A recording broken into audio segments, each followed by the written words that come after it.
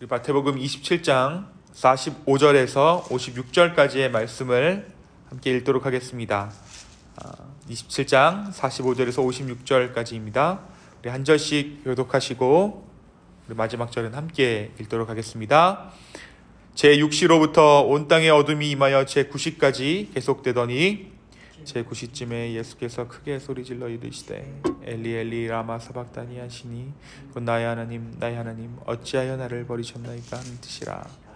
거기 섰던 자 중 어떤 이들이 듣고 이르되 이 사람이 엘리야를 부른다 하고 그 중에 한 사람이 곧 달려가서 해면을 가져다가 신 포도주에 적시어 갈대에 꿰어 마시게 하거늘 그 남은 사람들이 이르되 가만두라 엘리야가 와서 그를 구원하나 보자 하더라.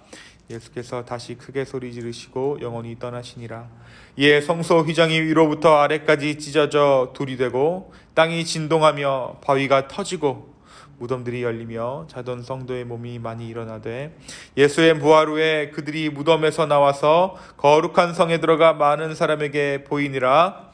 백부장과 및 함께 예수를 지키던 자들이 기징과 그 일어난 일들을 보고 심히 두려워하여 이르되 이는 진실로 하나님의 아들이었도다 하더라. 예수를 섬기며 갈릴리에서부터 따라온 많은 여자가 거기 있어 멀리서 바라보고 있으니 그 중에는 막달라 마리아와 또 야고보와 요셉의 어머니 마리아와 또 세베대의 아들들의 어머니도 있더라. 아멘. 우리가 어제 말씀에서 가룟 유다의 최후를 함께 보았죠. 가룟 유다가 그의 죄를 확인하고 뉘우쳐서 그가 받았던 돈을 다시 그 성소에 던져두고 스스로 목숨을 끊습니다. 그렇게 하는 것이 가룟 유다가 택했던 뉘우침의 방식이었습니다. 또한 예수님의 고난 가운데 사람들 모두 저마다의 일을 겪죠. 사람들 저마다의 반응으로 예수 그리스도의 고난 가운데 그들의 삶을 살아갑니다. 이것은 일상처럼 보이고 어떻게 보면 사람들의 인과관계처럼 보이지만 처음부터 끝까지 주님께서 계획하신 계획대로 이루어진 일이었어요. 이제 우리는 예수님의 최후의 모습을 함께 읽었습니다. 제6시가 되자 온 땅에 어둠이 임하였습니다. 그 어둠은 9시까지 계속되었습니다. 성경에서 어둠이라는 것이 등장하면 심판을 의미합니다. 그러니까 이 땅에 하나님의 심판이 임했다라는 것을 어둠을 통해서 하나님이 보여주십니다. 이제 제9시쯤에 예수님은 엘리 엘리 라마 사박다니 외치십니다. 이는 나의 하나님 나의 하나님 어찌하여 나를 버리시나이까. 거기 섰던 사람들은 예수님의 이 말을 오해해서 엘리야를 부른다 하고 또 어떤 이는 목이 말라 예수님이 물을 찾는다고 생각해서 신 포도주를 적신 해면을 입에 댑니다. 또 어떤 사람들은 예수님을 조롱하며 엘리야가 와서 그를 구원하나 두고 보자 말합니다. 예수님은 다시 한번 크게 소리 지르시고 혼이 떠나십니다. 이에 성소 휘장이 갈라지죠.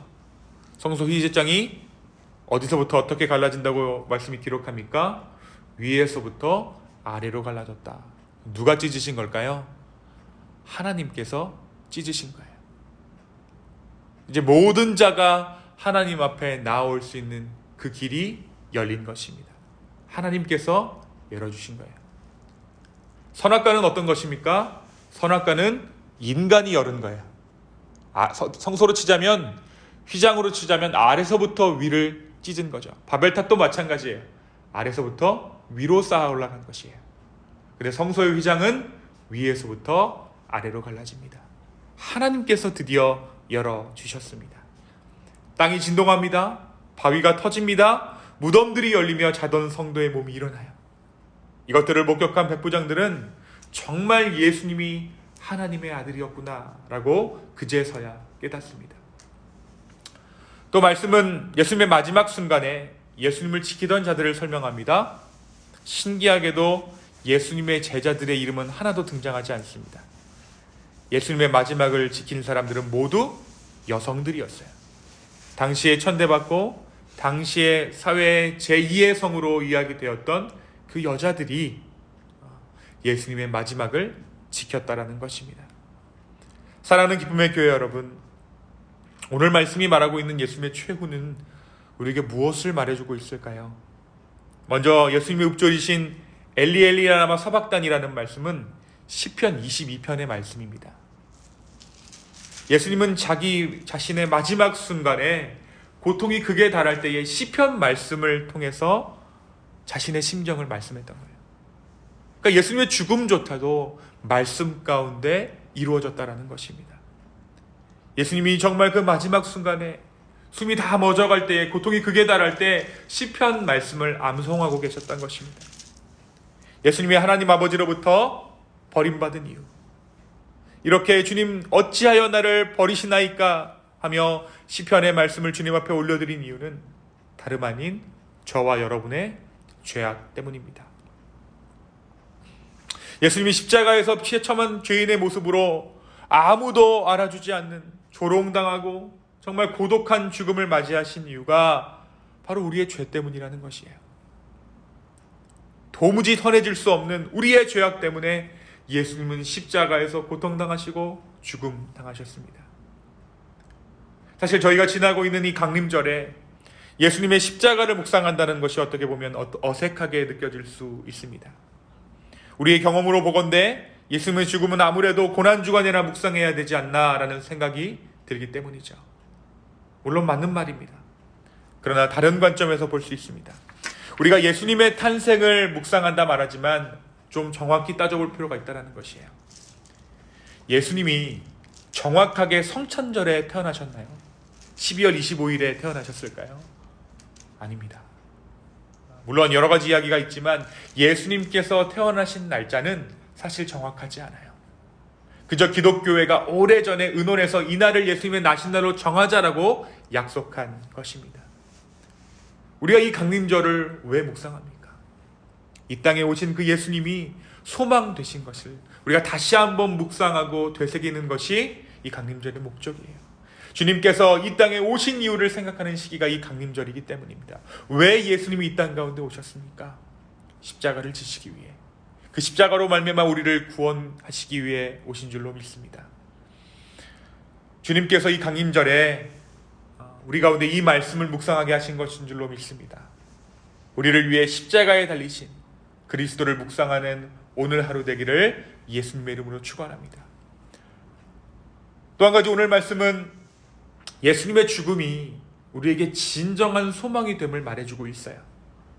마가가 이 말씀을 기록할 때 예수님의 죽음과 동시에 일어난 여러 가지 일들에 대해서 기록합니다. 성소 휘장이 갈라졌고요, 땅이 진동하고 바위가 터졌습니다. 죽은 자들이 일어났습니다. 이 모든 일들이 예수님이 정말 하나님의 아들이었음을 깨닫게 합니다. 이 백부장들이 했던 이야기, 어떤 이야기냐면 이르되 이는 진실로 하나님의 아들이었도다. 우리가 읽은 27장 이 54절의 말씀은 사실 마가복음의 시작과 대꾸를 이루는 구절이에요. 마가복음 1장 11절입니다. 마가복음 1장 11절에 어떤 말씀이 기록되어져 있는가? 하늘로서 소리가 나기를 너는 내 사랑하는 아들이라 내가 너를 기뻐하노라. 너는 내 사랑하는 아들이라. 그죠? 누가 말씀하신 것입니까? 하나님께서 말씀하신 거예요. 하나님이 이제 예수님께서 세례를 받으시고 이 땅 가운데 그 소명을 감당하시기로 한 그 하나님의 그 말씀이 들려왔을 때 너는 내 사랑하는 아들이라. 그죠? 그것에 대한 화답으로 지금 백부장이 27장에서 고백하고 있는 것이에요. 하늘과 땅이 동일한 예수 그리스도가 하나님의 아들이라는 것을 고백하게 된 것입니다. 마가복음을 시작한 하나님의 음성에 마지막 이제 마가복음의 끝에서 인간의 깨달음이 화음을 이루고 있는 것이에요. 하나님의 아들이 죽었습니다. 그럼 모든 것이 끝나야 정상입니다. 그런데 그렇지 않고 또 다른 하루가 시작되었어요. 예수님의 죽으심으로 이 세상의 죄의 세력에 대한 심판이 이미 끝이 났지만 하나님께서 그 끝을 유예시켜 주신 것이죠. 미뤄주신 것입니다. 오늘 저와 여러분이 고백하게 되는 하나님의 그 아들 되심, 예수 그리스도의 하나님의 아들 되심은 하나님과 화음을 맞추는 거예요. 오늘 저와 여러분이 기도하는 자리는 하나님과 화음을 맞추는 자리입니다. 주님께서 이미 하나님께서 선언하신 것들, 이미 이루신 것을 우리가 동참하고 믿음으로 고백하며 우리도 역시 하나님 안에서 하나님께서 보고 계신 그것들을 우리도 함께 바라봅니다라고 고백하는 것이에요. 주님께서 이 땅을 다스리고 계심을 우리가 눈에 실제로 보이진 않지만 주여 우리가 믿습니다. 주님께서 모든 것들을 이미 심판하셨음을 주님께서 보고 계시듯이 우리도 지금 바라봅니다 라는 것입니다. 사랑하는 기쁨의 교회 여러분, 오늘 우리가 하루를 살면서 겪게 되는 작은 일 하나 가운데 하나님의 살아계심을 알게 되기를 원합니다.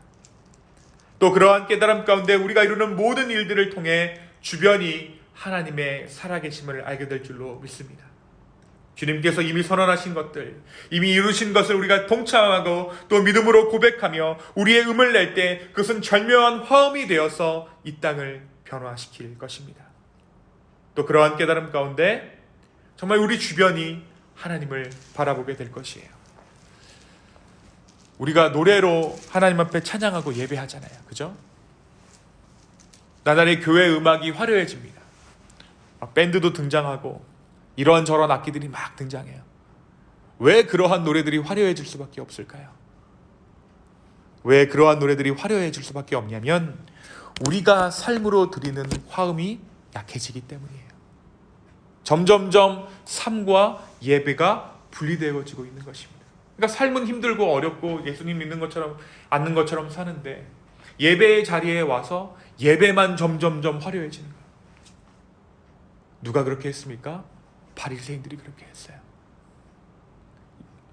오늘 하나님께서 우리에게 새로운 예배의 모습을 제안하십니다.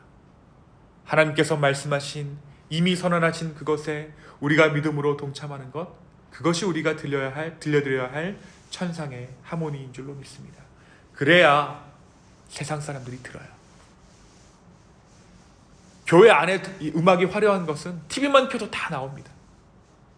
우리가 하나님과 함께 연주하는 그 멋있는 음악, 이 세상이 연주할 수 없는 하나님의 천상의 멜로디가 우리의 삶을 통해 울려나가기를 예수님의 이름으로 축원합니다. 오늘 하루 하나님과 화음을 이루며 천상의 소리를 연주하는 그러한 삶 살게 되기를 예수 그리스도의 이름으로 축원합니다. 이 시간 함께 기도하겠습니다. 주님,